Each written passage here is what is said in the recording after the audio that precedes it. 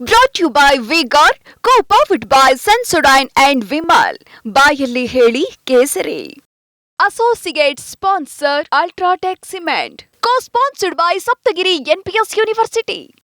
ಇಡೀ ದೇಶವೇ ಎದುರು ನೋಡ್ತಾ ಇದ್ದಂತ ಲೋಕಸಭಾ ಚುನಾವಣಾ ಫಲಿತಾಂಶ ಪ್ರಕಟಗೊಂಡಿದೆ. ಸಮೀಕ್ಷೆಗಳ ಲೆಕ್ಕಾಚಾರಗಳನ್ನ ಮತದಾರ ಪ್ರಭು ತಲೆ ಕೆಳಗಾಗಿಸಿದ್ದಾನೆ.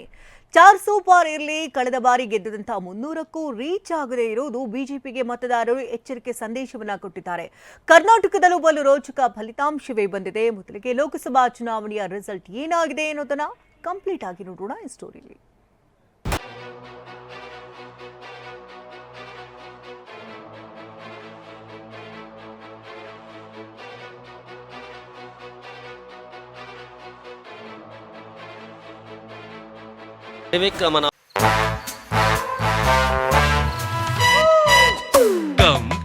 Come, my love, please don't say no, baby. Come, my love. V-Guard ನ air coolers extra large cooling pad ನೊಂದಿಗೆ ಇದು ಎಂತೆಂಥವರನ್ನು ಕೂಲ್ ಆಗಿಸುತ್ತೆ.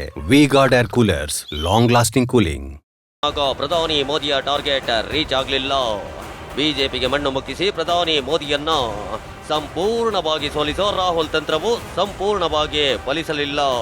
ಯಾರೋ ನಿರೀಕ್ಷೆ ಮಾಡದ ಎಲ್ಲ ಸಮೀಕ್ಷೆಗಳನ್ನ ತಲೆ ಕೆಳಗಾಗಿಸಿದ ಫಲಿತಾಂಶವನ್ನ ಭಾರತದ ಪ್ರಬುದ್ಧ ಮತದಾರ ನೀಡಿದ್ದಾನೆ.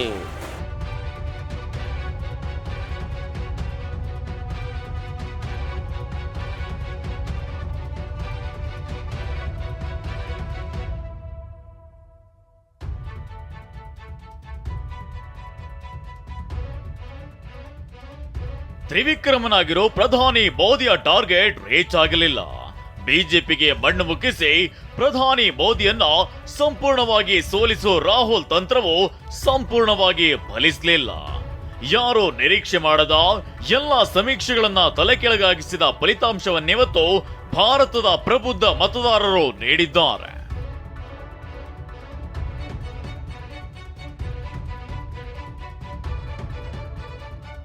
ಕುತೂಹಲ ಕೆರಳಿಸಿದ್ದ ಲೋಕಸಭಾ ಚುನಾವಣೆ ಫಲಿತಾಂಶ ಪ್ರಕಟ. ಎನ್ಡಿಎ ಮೈತ್ರಿಗೆ ಸರಳ ಬಹುಮತ, ಇಂಡಿಯಾ ಪಡೆಗೆ ನೆಗೆತ. ಸದ್ಯದ ಪ್ರಕಾರ ನಂಬರ್ ಗೇಮ್ ಹೇಗಿದೆ ಅನ್ನೋದನ್ನ ನೋಡೋದಾದ್ರೆ, ಸದ್ಯ ರಿಸಲ್ಟ್ ಪ್ರಕಾರ ಬಿಜೆಪಿ ನೇತೃತ್ವದ ಎನ್ಡಿಎ 292 ಸ್ಥಾನಗಳನ್ನು ಪಡೆದು ಸರ್ಕಾರ ರಚನೆಗೆ ಬಹುಮತ ಪಡೆದಿದೆ. ಇನ್ನು ಕಾಂಗ್ರೆಸ್ ನೇತೃತ್ವದ ಇಂಡಿಯಾ ಮೈತ್ರಿಕೂಟ 234 ಸ್ಥಾನಗಳನ್ನ ಗೆದ್ದಿದೆ. ಇನ್ನು 17 ಪಕ್ಷೇತರರ ಅಭ್ಯರ್ಥಿಗಳು ಗೆದ್ದಿದ್ದಾರೆ. ಹಾಗಿದ್ರೆ ಎನ್ಡಿಎ ಮತ್ತು ಇಂಡಿಯಾ ಮೈತ್ರಿಕೂಟಗಳಲ್ಲಿ ಪಕ್ಷವಾರು ಪಡೆದ ಸ್ಥಾನಗಳನ್ನ ನೋಡೋದಾದ್ರೆ, ಬಿಜೆಪಿ ಈ ಬಾರಿ 240 ಕ್ಷೇತ್ರಗಳಲ್ಲಿ ಗೆದ್ದಿದೆ. ಎನ್ಡಿಎ ಅಂಗಪಕ್ಷಗಳಾದ ಟಿಡಿಪಿ 16, ಜೆಡಿಯು 12 ಸ್ಥಳಗಳಲ್ಲಿ ಗೆದ್ದಿದ್ದು, ಇತರರು 24 ಸ್ಥಾನಗಳಲ್ಲಿ ಗೆಲುವಿನ ನಗೆ ಬೀರಿದ್ದಾರೆ.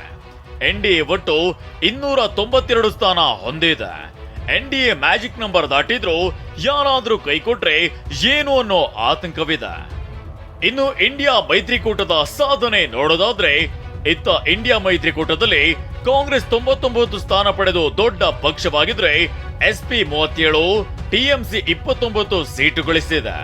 ಡಿಎಂಕೆ 22 ಸ್ಥಾನದಲ್ಲಿ ಗೆದ್ರೆ, ಇತರರು 47 ಸ್ಥಾನವನ್ನ ಪಡೆದಿದ್ದಾರೆ. ಹೀಗೆ ಇಂಡಿಯಾ ಮೈತ್ರಿಕೂಟ 234 ಸ್ಥಾನದಲ್ಲಿ ಗೆಲುವನ್ನ ದಾಖಲಿಸಿದೆ. ಬಹುಮತಕ್ಕೆ ಇನ್ನು 38 ಸ್ಥಾನ ಬೇಕಿದೆ. ಸದ್ಯ ಟ್ರೆಂಡ್ ಪ್ರಕಾರ ಗೆಲುವಿನ ಸ್ಥಾನಗಳಲ್ಲಿ 1-2 ನಂಬರ್ ಹೆಚ್ಚು, 1-2 ನಂಬರ್ ಕಡಿಮೆ ಆಗಬಹುದು. ಆದ್ರೆ ಕಂಪ್ಲೀಟ್ ಚಿತ್ರಣವನ್ನೇ ಬದಲಿಸೋಕೆ ಕಾಂಗ್ರೆಸ್ ಮತ್ತು ಬಿಜೆಪಿ ಪಕ್ಷಗಳ ನಾಯಕರು ತಂತ್ರಗಾರಿಕೆಯಲ್ಲಿ ತೊಡಗಿದ್ದಾರೆ. ಸರ್ಕಾರ ರಚನೆಗೆ ಎನ್ಎನ್ ಬೆಂಬಲ ಅಗತ್ಯ. ಏನಾಗಲಿದೆ ಕ್ಲೈಮ್ಯಾಕ್ಸ್? ನಿತೀಶ್ ಕುಮಾರ್, ಚಂದ್ರಬಾಬು ನಾಯ್ಡುಗೆ ಇಂಡಿಯಾ ಗಾಳ. ಎನ್ ಮತ್ತು ಎನ್, ಒಬ್ರು ನಿತೀಶ್ ಕುಮಾರ್, ಮತ್ತೊಬ್ಬರು ನಾಯ್ಡು. ಸದ್ಯ ಎನ್ಡಿಎ ಬಹುಮತ ಪಡೆದು ಸರ್ಕಾರ ರಚನೆ ಮಾಡುತ್ತೆ. ಅಂದ್ರೆ ಅದಕ್ಕೆ ಕಾರಣ ನಿತೀಶ್ ಕುಮಾರ್ ಮತ್ತು ಚಂದ್ರಬಾಬು ನಾಯ್ಡು. ಸದ್ಯ ಎನ್ಡಿಎನಲ್ಲಿರೋ ಇಬ್ಬರಿಗೆ ಇಂಡಿಯಾ ಪಡೆ ಗಾಳ ಹಾಕುವ ಸಾಧ್ಯತೆ ಇದೆ. ಪಲ್ಟು ಕುಮಾರ್ ಅಂತ ಹೆಸರಾಗಿರೋ ಬಿಹಾರ ಸಿಎಂ ನಿತೀಶ್ಗೆ ಇಂಡಿಯಾ ಮೈತ್ರಿಕೂಟ ಉಪ ಪ್ರಧಾನಿಯ ಆಫರ್ ಮಾಡಿದೆಯಂತೆ.